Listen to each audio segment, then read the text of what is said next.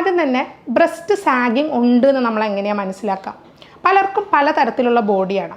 അപ്പോൾ ഓരോ സ്ത്രീകൾക്കും ഡിഫറെൻറ്റ് സൈസസ് ഉണ്ടാവാം, അല്ലെങ്കിൽ ഡിഫറെൻറ്റ് ഷേപ്പുകളിലും ഉണ്ടാവാം. ചിലപ്പം ഒരു ബ്രസ്റ്റ് വലുതായിരിക്കാം, ഒരു ബ്രസ്റ്റ് ചെറുതായിരിക്കും. ഇതെല്ലാം വളരെ കോമൺ ആയിട്ട് കണ്ടുവരുന്നതാണ്. അപ്പോൾ ഇത് സാഗിങ് ആണോ അല്ലയോ എന്ന് നമ്മളെങ്ങനെയാണ് കണ്ടുപിടിക്കാം? അപ്പോൾ ഒബീസായ നല്ല വണ്ണമുള്ള ആൾക്കാരുണ്ടാവും, അതുപോലെ മെലിഞ്ഞ ആൾക്കാരുണ്ടാവും. രണ്ടുപേരുടെയും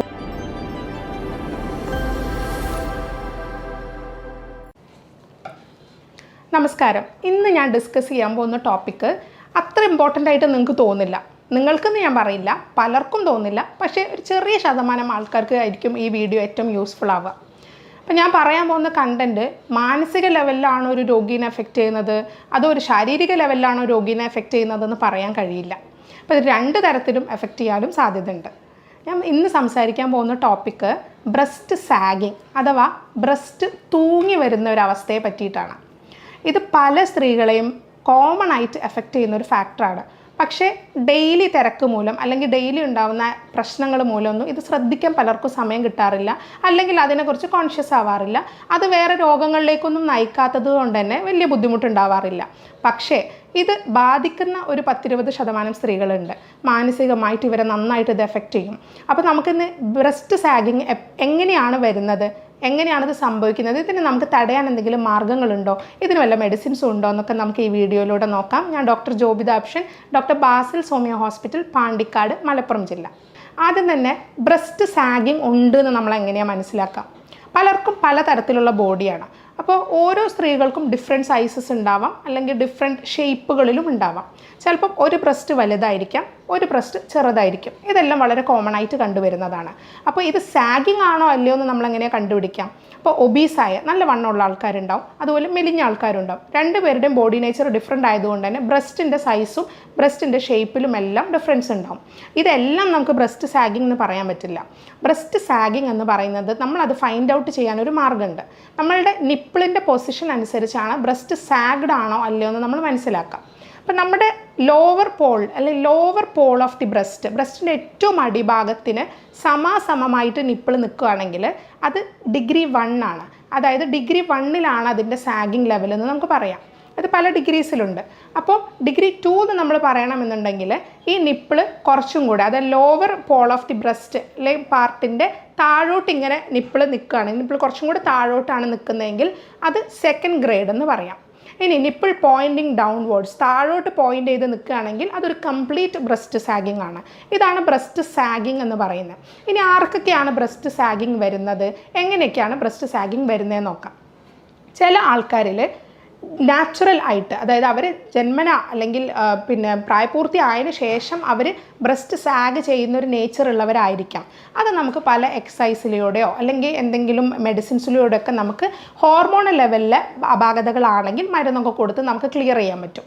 പക്ഷേ അതല്ല, കുറച്ച് കഴിഞ്ഞിട്ടാണ് ബ്രസ്റ്റ് സാഗിങ് വരുന്നതെങ്കിൽ, ഒന്ന് നല്ല വണ്ണമുള്ള ഒരാൾ പെട്ടെന്ന് മെലിഞ്ഞിരിക്കാം, അപ്പോൾ ബ്രസ്റ്റ് സാഗിങ് വരാം. അതിനൊക്കെ നമുക്ക് കൃത്യമായിട്ടുള്ള പ്ലാൻസിലൂടെ അത് ക്ലിയർ ചെയ്ത് കൊണ്ടുവരാൻ പറ്റും.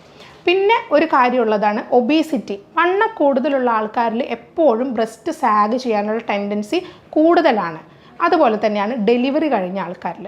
ഡെലിവറി കഴിയുന്ന സമയത്ത്, നമ്മൾ പ്രഗ്നൻ്റ് ആവുന്ന സമയത്ത് ബ്രസ്റ്റ് നല്ലോണം വലുതായിട്ടാണ് ഉണ്ടാവുക. അതുപോലെ തന്നെ ഫീഡിങ് ടൈമിലും നല്ലോണം ബ്രസ്റ്റ് വലുതായിട്ടിരിക്കും. അത് കഴിഞ്ഞ് ബ്രസ്റ്റ് ഫീഡിങ് കഴിയുമ്പോഴാണ് ബ്രസ്റ്റ് സാഗിങ് തുടങ്ങുന്നത്.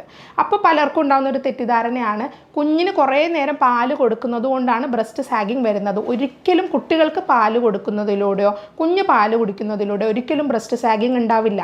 അതൊരു തെറ്റായ ധാരണയാണ്.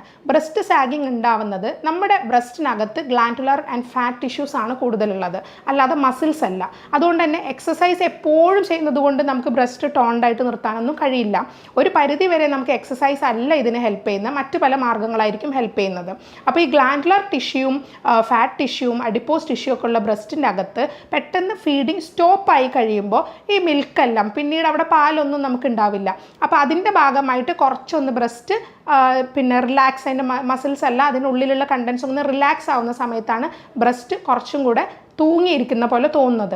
ഒരിക്കലും നിങ്ങൾ ഉപയോഗിക്കുന്ന ബ്രായുടെ സൈസ് ഡിഫറെൻ്റ് ആയതുകൊണ്ടോ അല്ലെങ്കിൽ ഒരു അപ്രോപ്രിയേറ്റ് അല്ലാത്ത ബ്രാൻഡ് യൂസ് ചെയ്തതുകൊണ്ട് അങ്ങനെയൊന്നും നമുക്ക് പറയാൻ പറ്റില്ല. ബ്രാ യൂസ് ചെയ്യാത്ത, ഇന്നർവെയർ യൂസ് ചെയ്യാത്ത ഒരുപാട് ലേഡീസ് ഉണ്ടാവാം. അപ്പോൾ അവർക്കൊക്കെ ബ്രസ്റ്റ് സാഗിങ് അതുകൊണ്ടല്ല വരുന്നത്.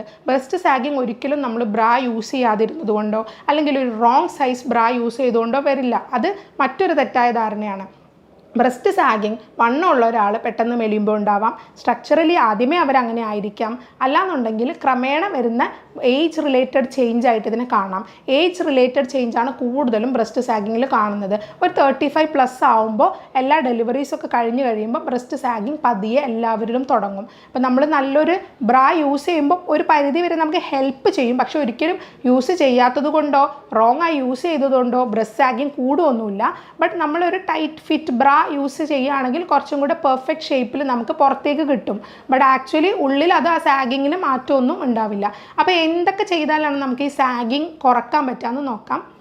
ഒന്ന്, നമ്മൾക്ക് മസാജ് ചെയ്ത് കൊടുക്കുകയാണെങ്കിൽ, റെഗുലർ മസാജ് ചെയ്ത് കൊടുക്കുകയാണെങ്കിൽ ബ്രസ്റ്റ് സാഗിങ് ഒരു പരിധിവരെ കുറക്കാം. അതിന് ഏറ്റവും കൂടുതൽ നമ്മൾ യൂസ് ചെയ്യേണ്ട ഓയിലാണ് ഒലിവ് ഓയിൽ എന്ന് പറയുന്നത്. ഇപ്പോൾ ഡെലിവറിയൊക്കെ കഴിഞ്ഞ് പോസ്റ്റ് പാർട്ടം പീരീഡിൽ എല്ലാവരും പറയും കോക്കനട്ട് ഓയിൽ യൂസ് ചെയ്ത് കഴിഞ്ഞാൽ സ്ട്രെച്ച് മാർക്സ് ഒക്കെ കുറയും.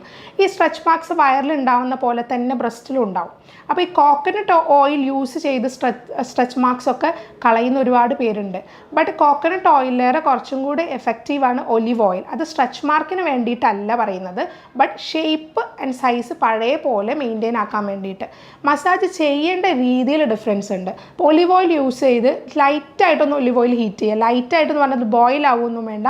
ലൈറ്റായിട്ടൊന്ന് ചൂടുള്ള ഒലിവ് ഓയിൽ താഴേന്ന് മേലോട്ട് സർക്കുലർ മോഷനിലാണ് ചെയ്യേണ്ടത്.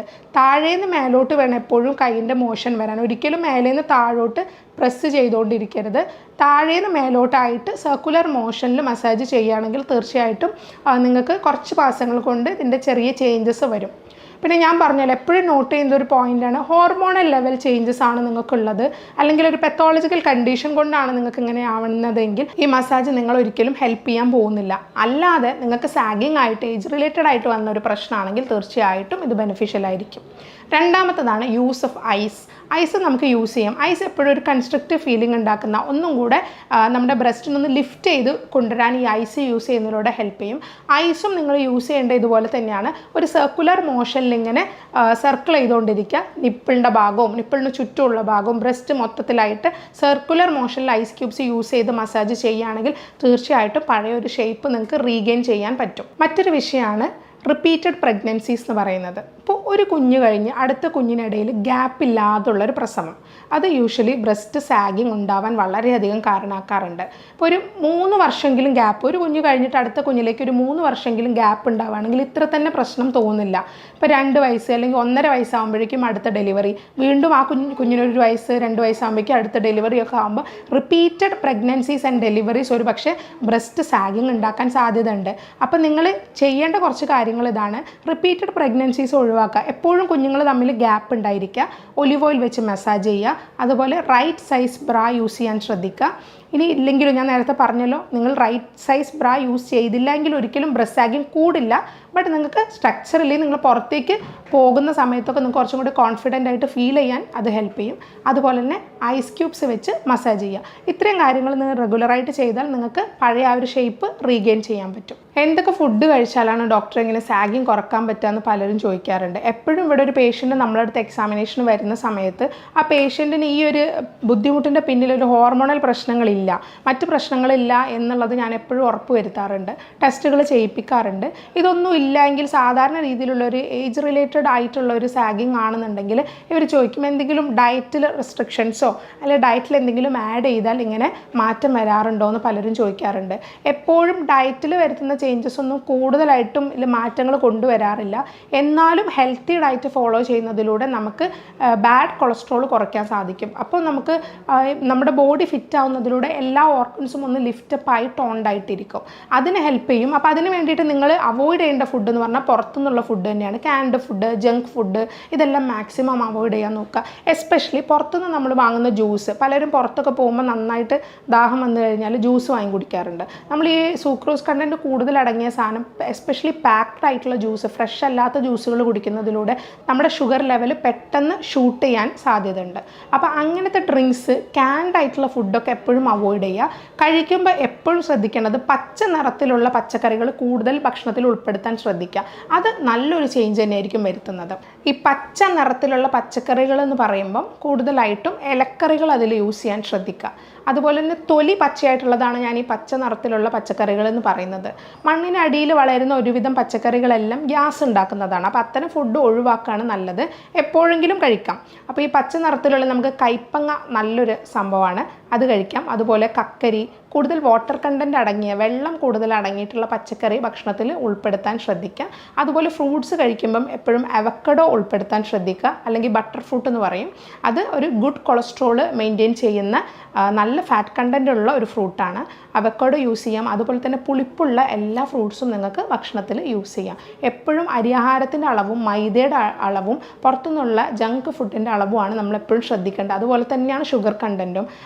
പിന്നെ ആർട്ടിഫിഷ്യൽ ഷുഗർ ഉള്ള ഏത് ഫുഡാണെങ്കിലും മാക്സിമം അവോയ്ഡ് ചെയ്യാൻ ശ്രദ്ധിക്കുക. എനിക്കിനി ഫൈനലി പറയാനുള്ളൊരു കാര്യം, ഓരോ സ്ത്രീകളുടെ ശരീരവും ഡിഫറെൻ്റ് ആണ്. അപ്പോൾ നമ്മൾ അതിനെക്കുറിച്ച് കൂടുതലായിട്ട് വറി ചെയ്യേണ്ട ആവശ്യമില്ല. ഞാൻ ഈ പറയുന്ന ടിപ്പുകളും കാര്യങ്ങളൊക്കെ ചെയ്തിട്ടും ഇതിൽ ഇമ്പ്രൂവ്മെൻറ്റ്സ് ഇല്ലാത്തവരുണ്ടാവാം. അവർക്ക് വേണ്ടിയിട്ടാണ് പറയുന്നത്. ചിലപ്പോൾ നമ്മളുടെ ബോഡി സ്ട്രക്ചറലി അങ്ങനെ ആയിരിക്കാം ആയിട്ടുള്ളത്, ഡിസൈൻ ചെയ്തിട്ടുള്ളത്, അല്ലെങ്കിൽ ചെറിയ എന്തെങ്കിലും പ്രശ്നങ്ങൾ കൊണ്ടായിരിക്കും അങ്ങനെ സംഭവിച്ചത്. അപ്പോൾ ഇതെല്ലാം ഓർത്ത് നിങ്ങൾ വറി ചെയ്യുന്നതിന് പകരം ഓരോ ബോഡിയും യുണീക്കാണ്. എല്ലാ സ്ത്രീകളിലും അതിൻ്റേതായ ബ്യൂട്ടി ഉണ്ടെന്ന് മനസ്സിലാക്കിക്കൊണ്ട് നിൽക്കുക. നിങ്ങൾക്ക് ഈ വീഡിയോന് എന്തെങ്കിലും സംശയം ഉണ്ടെങ്കിൽ തീർച്ചയായിട്ടും നിങ്ങൾക്ക് എൻ്റെ വാട്സപ്പ് നമ്പറിൽ ബന്ധപ്പെടാവുന്നതാണ്. ഞാൻ doctor Jobitha Apshan, doctor Basil സോമിയ hospital, Pandikkad, Malappuram ജില്ല.